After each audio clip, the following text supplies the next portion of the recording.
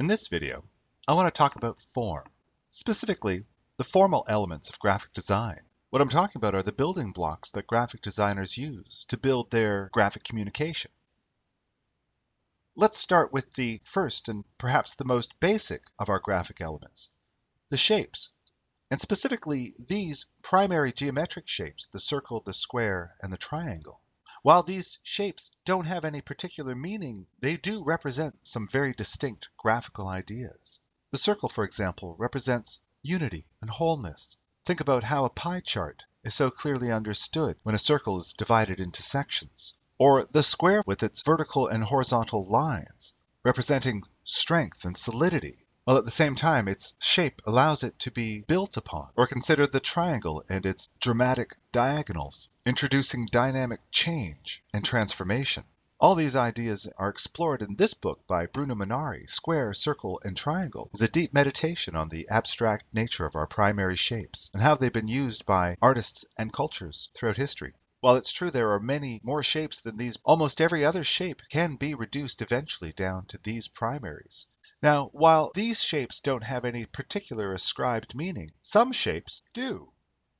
This shape, for example, an almost universally recognized symbol for love. Symbols are shapes that do have ascribed meaning. They can vary from anything like this Valentine to a letter form. Symbols can be very powerful for graphic designers, but we have to be careful. They do have cultural relevancy, meaning that sometimes some symbols are not universally recognized. Now, this symbol is also said to be a graphic representation of the left and right ventricles of the human heart. In that case, this actually makes this a very simple image, which is the second of our formal elements of graphic design. I like to think of imagery as existing on a continuum. On one end, we see a pictogram like this, a two-dimensional abstraction of a three-dimensional object. On the other end of that continuum, we see something like this, photography.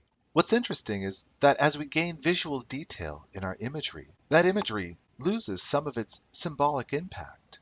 This is an idea that we will explore further in our exploration of imagery. Now, this image can be a bit gruesome to look at. Let me change that.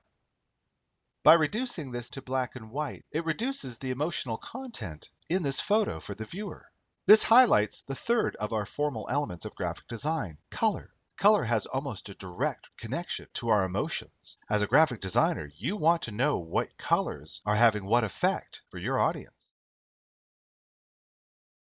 The next of our formal elements of graphic design is typography. Now, we've all had the experience of choosing a different font face, and we know that letter forms can come in a variety of shapes and sizes. But when you start to add type together, then you start to get text. And text has its own properties that we have to be aware of. For example, this early manuscript, written in blackface letter forms and lack of punctuation, made reading a real challenge, which is why graphic designers had to develop the next of our formal elements of graphic design, layout.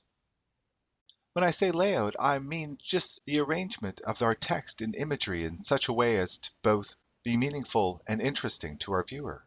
Look at this wonderful table of contents page from Mirko Ilić and Stephen Heller's book, Stop, Think, Go, How Typography and Graphic Design Influence Behavior. A fabulous book for any young graphic designer, by the way. But see how the designers have used a simple grid to help contain what is a fair bit of information, while at the same time not slavishly following that grid, but breaking out of it. We'll talk more about grid and layout systems later in the course. In this photo, you'll also notice that there's someone holding this book, which brings us to the next of our formal elements of graphic design, tactility or texture. We sometimes forget that as designers, there's more to a person's experience of our design work than just the visual. What does it feel like? While this may be beyond the scope of this class, designers have to be aware of things like paper texture and weight. Or a die cut, for example, can add dimension or embossing, or even a spot varnish can all add texture. Finally, as people more and more receive their graphic communication digitally, we begin to see the introduction of motion design into our graphic design work. While beyond the scope of this course, it is something that I teach in my GD 203 Dynamic Media 1 class and GD 303 Dynamic Media 2 class. Let's begin our discussion of the formal elements of graphic design with the first one we discussed, shape. Now we all know what we mean by shape, don't we? Well, sometimes it can be a little harder to discern. While this shape on the right, we have no problem seeing the circle that is there. That is because our minds do a wonderful job of creating closure, using a limited amount of information to complete the larger picture. For example, we have no problem seeing the triangle here, even though really what we have are just some triangular arrow shapes. Or this shape is easily recognized for the square that it is, even though it is being made up of smaller component parts. In fact, it's useful to think of shape as not merely a shape, but as a unity of smaller component parts into a larger whole.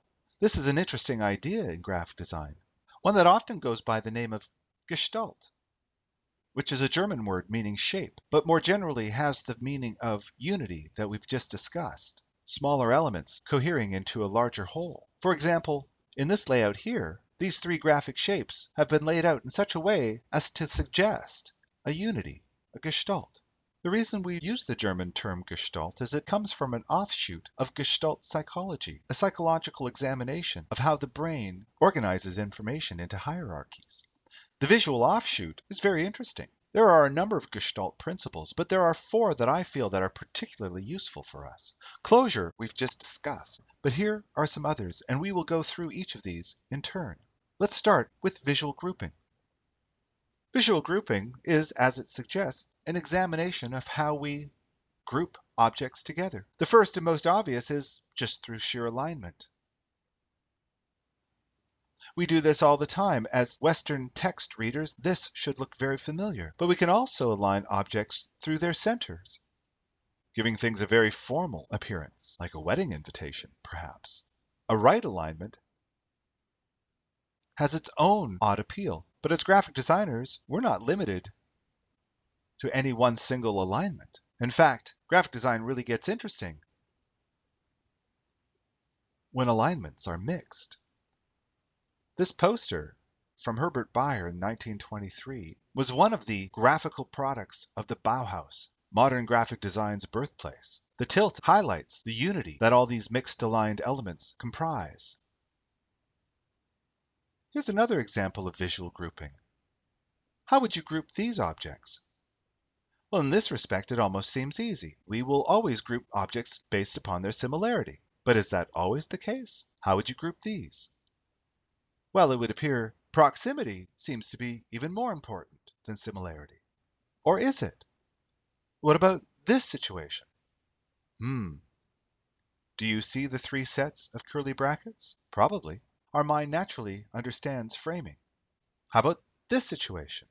Even this chaotic arrangement can be made orderly through visual grouping. In this case, continuity, a way to suggest movement and motion in a static image. I believe the real takeaway from visual grouping is that there is no single right way to do it, but it is something that you must consider as a graphic designer in any layout.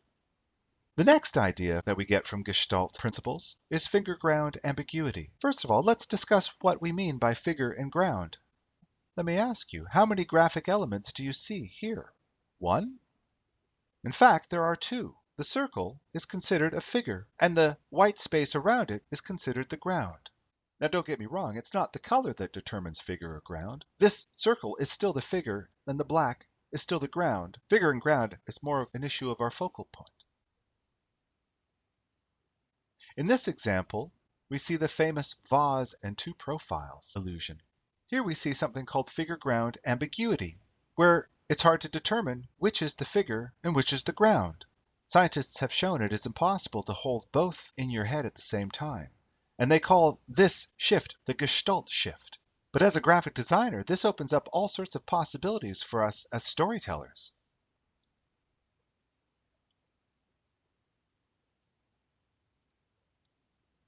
Our minds naturally find this sort of graphic play very appealing, and though while rewarding, it is challenging to do.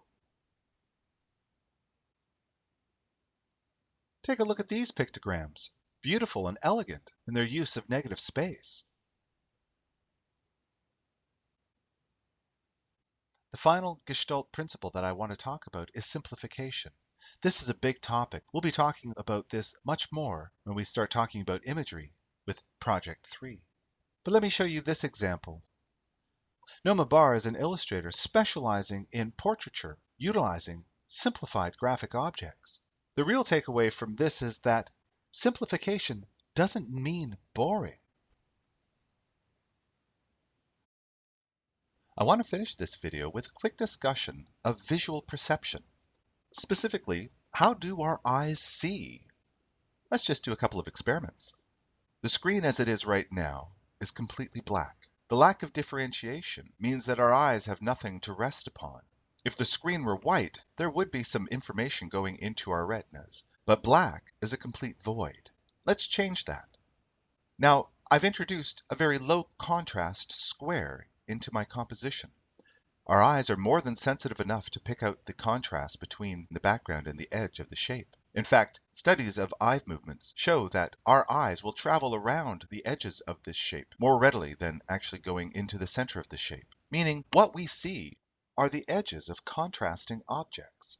And as we increase the contrast, our visual perception of it only increases. For example, by introducing this very small white square into our composition, the contrast is such that it dominates visually the larger but darker square beside it. This is a very important point. It highlights the fact that size is not the most important point in determining what our audience will perceive.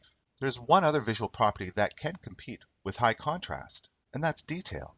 On the left, we see a number of dark squares, fairly small in size, but the edge contrast of each square creates a lot of visual activity, which draws our eye. As we'll see, contrast and detail are very important concepts, but that's not all of it. Let's take a look at some other situations. I'm going to flash a couple of shapes on the screen for you very quickly. I want you to think about which shape you see first. Was it the circle or the square? Both of these shapes are roughly the same size with the same edge contrast against their background. But studies of visual perception have shown that we are more likely to see the circle first rather than the square. Other visual studies on infants show that they have a hard time focusing on anything in their visual fields except for their mother's pupils. We seem to be instinctively drawn to the dark round shapes of other people's pupils, even as infants. Let's take a look at another example. What shape do you see first? Circle or square? This highlights what we were just talking about, edge value contrast. We should see the square first. Let's take a look at another example. Circle or square? Again, even though the shape is much smaller, its edge value contrast draws the eye much more strongly than the low contrast circle next to it. Here, for example, is an advertisement for some rather dated technology, but at the time this was very contemporary. Look how the high value edge contrast is being utilized with the figure in the background, but the area of highest contrast is reserved for the iPod. Now, before I leave this image, I do want to just bring this up onto the screen. This is a golden spiral, sometimes known as a Fibonacci spiral. I couldn't leave this image without bringing this up. While this doesn't have anything to do necessarily with visual perception, we're going to be talking about composition very soon. Let's go back to our visual perception game. What do you see first? Order or disorder? Again, visual perception studies show that we will see the order over the disorder. Alignment is something we can't ignore in our visual fields, as we've discussed a little bit earlier. Take a look at how order and disorder come together in this amazing illustration for a popular headphones company. The myriad little shapes suggests disorder and chaos, but the strict grid at 45-degree angles implies something integrated and coherent, yet active and dynamic. Or take a look at this cover design of Merz magazine by Kurt Schwitters. Kurt Schwitters was an artist in the modernist period. Schwitters was famous for combining found objects into assemblages. This magazine was created by Schwitters to celebrate that aesthetic. Look how the typography and the layout reflect that chaotic yet integrated complexity. This interplay at the transition between order and disorder is where graphic design really starts to get exciting. Let's come back to our visual perception game. I want to do this one last time. What do you see first?